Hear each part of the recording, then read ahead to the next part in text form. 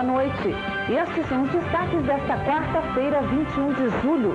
No primeiro dia de trabalho, o novo ministro do Orçamento avisa que o governo vai estimular a demissão de funcionários públicos. E você vai conhecer um novo tipo de neurose que está atacando os servidores. O presidente Fernando Henrique reage à proposta do senador Antônio Carlos Magalhães de criar um imposto para combater a pobreza. Boas notícias na economia. O governo consegue um superávit de mais de 3 bilhões de reais em junho, que supera a meta acertada com o FMI. A revolução do celular. Mais de 10 milhões de aparelhos já fazem parte da rotina do brasileiro. E conheça os caminhos para salvar o seu computador do bug do milênio. O craque Ronaldinho emociona as crianças do Hospital do Câncer no Rio. É o que você vai ver agora.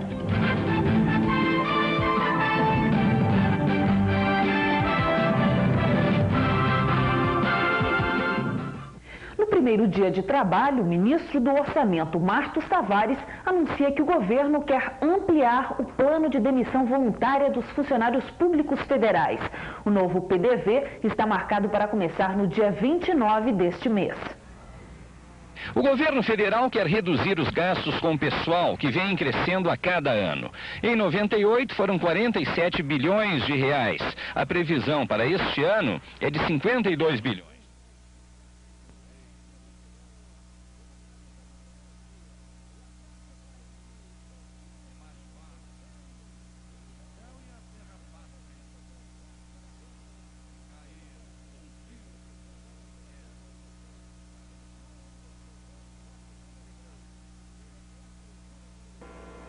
Nós tivemos um pequeno problema.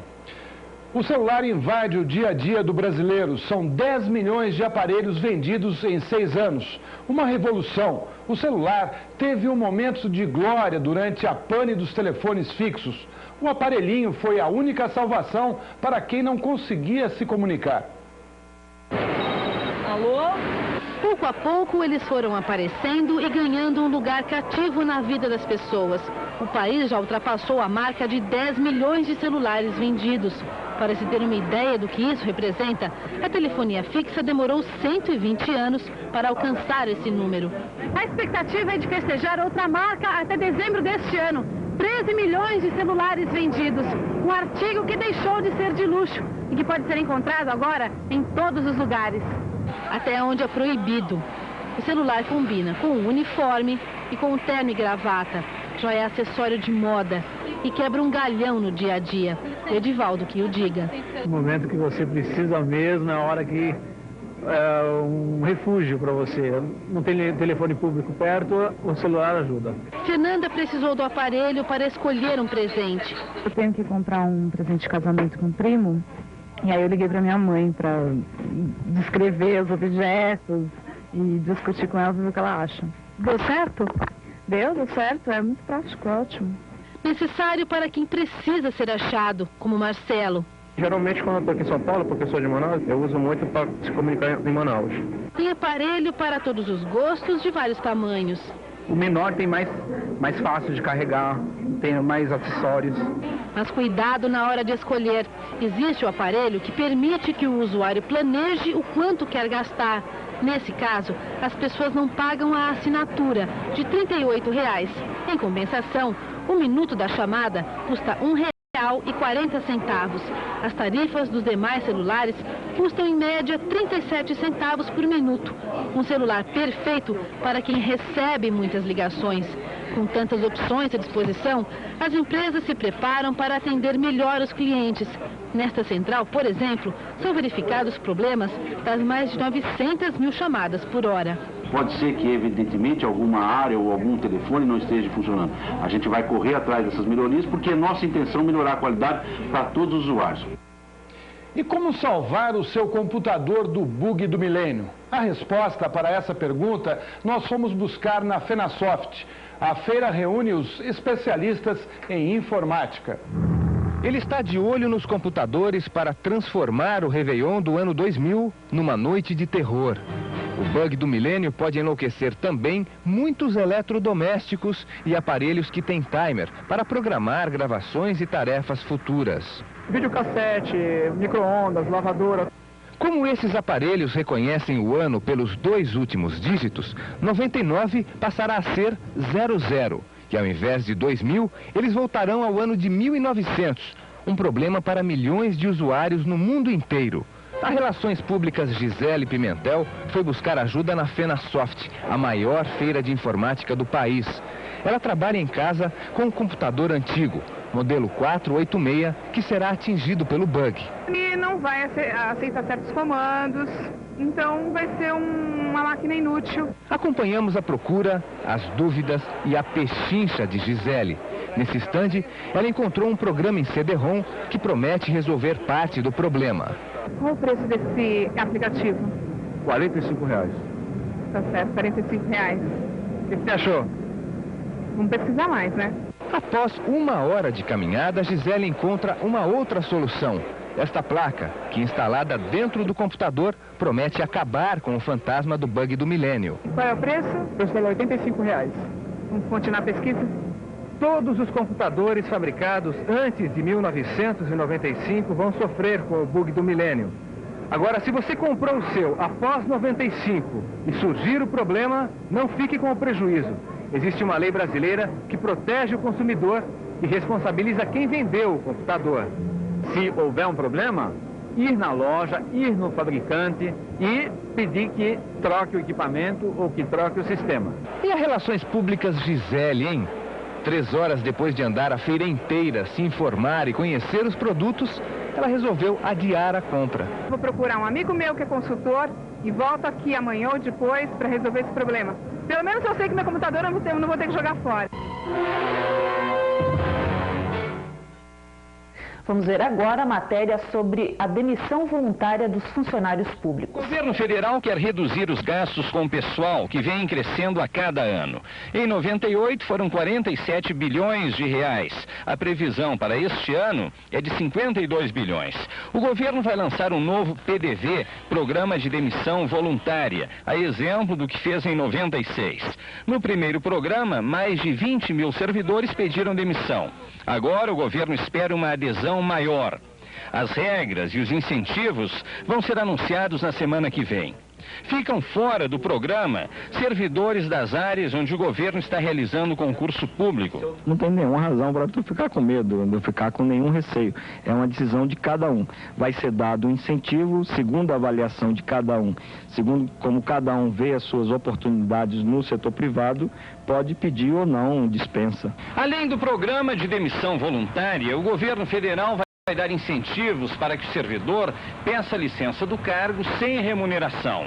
O governo também pretende colocar em disponibilidade, com redução de salário, servidores de áreas onde há excesso de pessoal ou de setores burocráticos que não sejam considerados essenciais.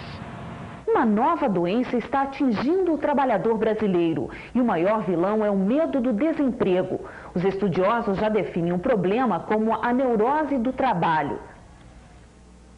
Não importa se o local é a indústria, o escritório, o canteiro de obras. Um sofrimento mental toma conta do trabalhador, prejudica a saúde física e em pouco tempo ele está neurótico. As causas são muitas, mas o pano de fundo para todas elas é o medo do desemprego. Meu estado emocional está tão abalado que eu já estava com pressão alta e problema no estômago. Os livros sobre o assunto se multiplicam.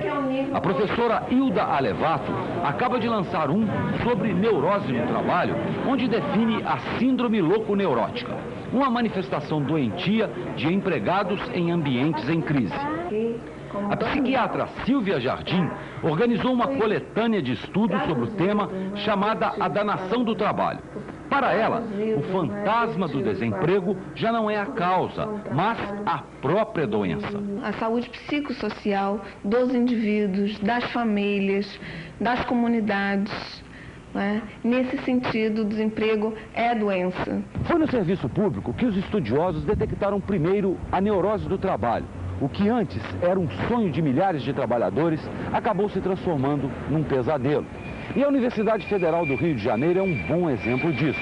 Os 16 mil funcionários daqui estão sem receber aumento de salário há 5 anos. As greves são constantes, as condições de trabalho deixam a desejar. E existe a ameaça de uma demissão em massa. Todos aqui estão à beira de um ataque de nervos.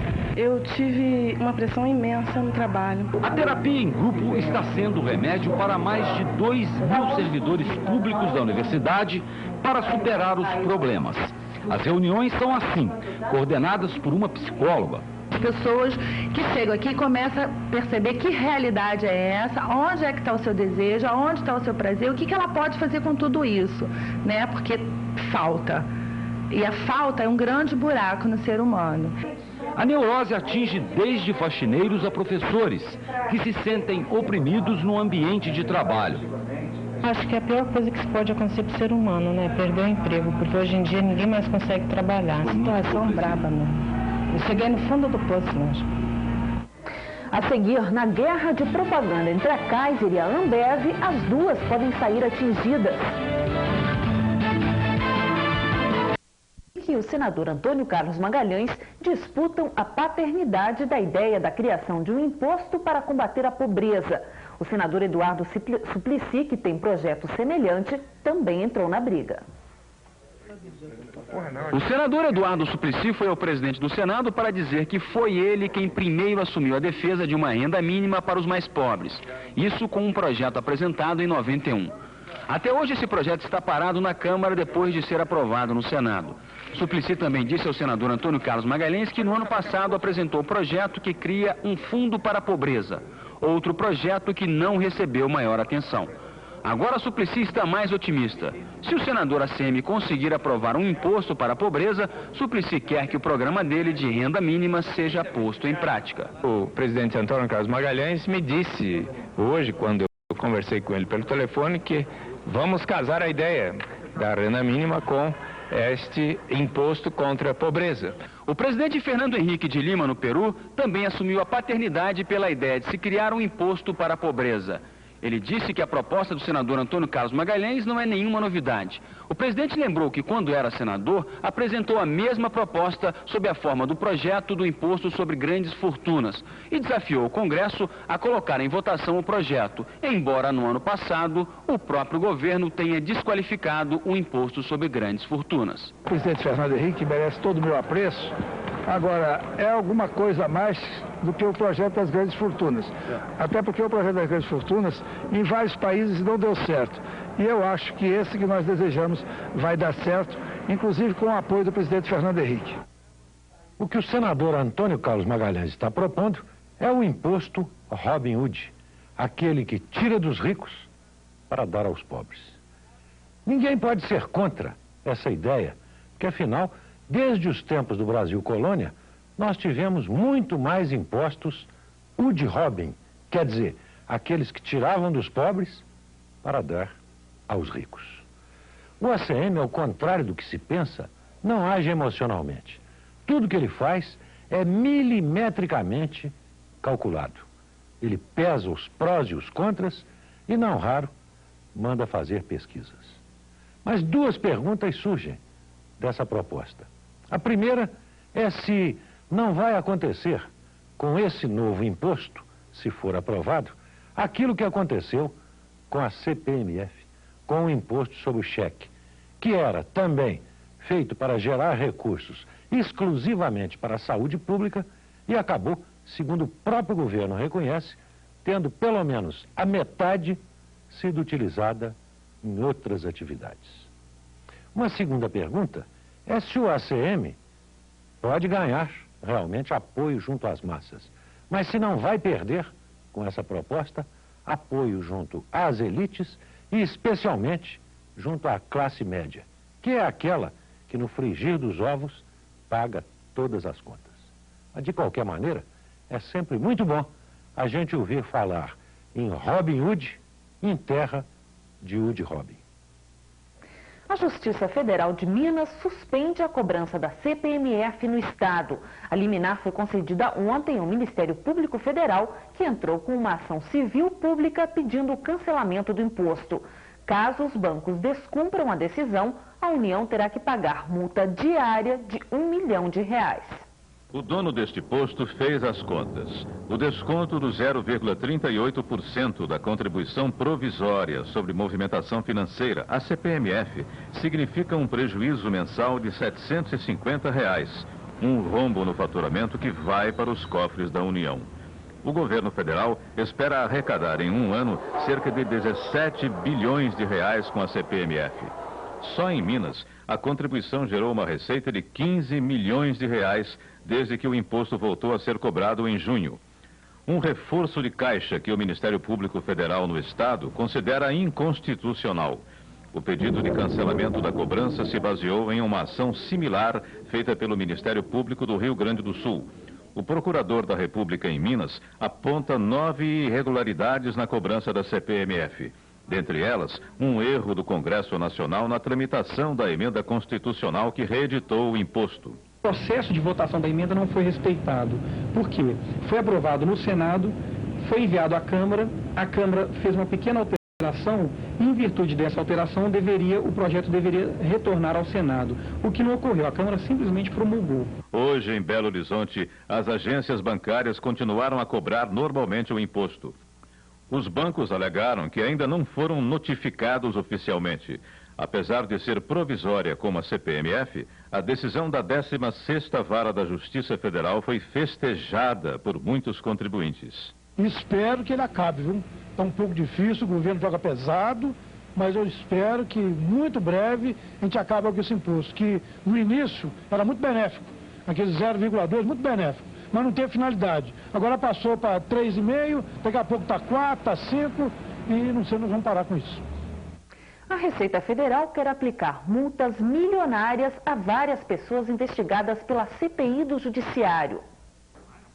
O relator da CPI do Judiciário, o senador Paulo Soto, passou o dia reunido com os assessores da comissão. Os 30 técnicos da CPI estão preparando dossiês para os depoimentos que recomeçam no próximo dia 2 de agosto. Foram convidados 4 juízes do Rio de Janeiro, São Paulo, Amazonas e Distrito Federal. Eles são acusados de irregularidades, como superfaturamento de obras, adoção de menores por estrangeiros, partilha de herança e liberação de narcotraficantes da prisão. A CPI está investigando. Agora, não significa que em todos haja culpados, né? Os trabalhos da CPI podem indicar que, por exemplo, irregularidades, não necessariamente corrupção, e até, em certos casos, pode chegar à conclusão também de que, eventualmente, algumas denúncias não têm fundamento. A Receita Federal passou o pente fino nas declarações de imposto de renda de quem já depôs na CPI e vai aplicar multas milionárias contra várias pessoas, como o empreiteiro Fábio Monteiro de Barros, da empresa ICAO. A Receita decidiu também investigar os familiares do juiz Nicolau dos Santos Neto, acusado de desviar 160 milhões de reais das obras do prédio do Tribunal Regional do Trabalho de São Paulo. A festa acabou, mas o espetáculo continua. Acabou a festa da posse dos novos ministros, da composição do ministério, do novo governo que recomeça e agora a política cai na real. Não é que tudo tenha terminado, mas é preciso dar seguimento. Há uma espécie assim de remarcação de estoque. As CPIs do Senado, dos bancos e do judiciário vão ter que buscar nova munição para voltar a provocar o interesse da população. A CPI do judiciário tem mais facilidades em encontrar novos motivos. A dos bancos também vai ter que arrebentar encontrando um novo escândalo. E o que é esta jogada do senador Antônio Carlos Magalhães propondo agora um imposto para a pobreza? É tipicamente um lance de alguém competente que reconhece que a CPI dos bancos já está chegando ao fim, exausta, tem que encontrar um fecho e que é preciso dar novo tema para a agitação política. Agora, que é um grande lance, disputa-se a paternidade, o presidente Fernando Henrique diz que já tem uma proposta de 10 anos sobre taxando a riqueza, nunca se interessou por dar andamento a ela.